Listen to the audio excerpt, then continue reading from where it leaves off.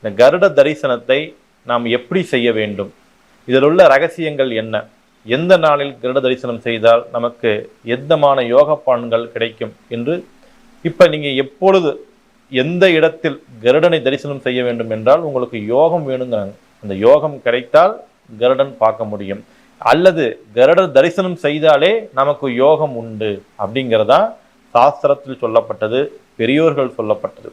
எப்பொழுது கருட பகவானை பார்த்தாலும் நீங்க உங்களுடைய வலது கை மோதிர விரலால் வலது கன்னத்திலும் இடது கன்னத்திலையும் 3 முறை இப்படி மாற்றி மாற்றி இப்படி இப்படி இப்படி இப்படி இப்படி பண்ற மாதிரி இப்படி ஒரு 3 இப்படி ஒரு 3 முறை கன்னத்தில் போட்டுக்கொண்டு ஓ ஸ்ரீ நாராயணா ஸ்ரீ நாராயணா ஸ்ரீ நாராயணா என்று 6 முறை சொல்ல வேண்டும். எப்பொழுது கருடனை நீங்கள் பார்க்கின்றீர்களோ உங்களால் முடிந்தவுடன் யாருக்காவது ஒருவருக்காவது ஏதாவது ஒரு உணவு தானத்தை செய்யுங்கள். கருட தரிசனம் உங்களுடைய யோகத்தை ஏற்படுத்தி கொடுக்கும். இதை தொடர்ந்து செய்து பாருங்கள், மிகப்பெரிய ஆச்சரியம் அபூர்வமெல்லாம் உங்கள் வாழ்க்கையில் நடக்கும்.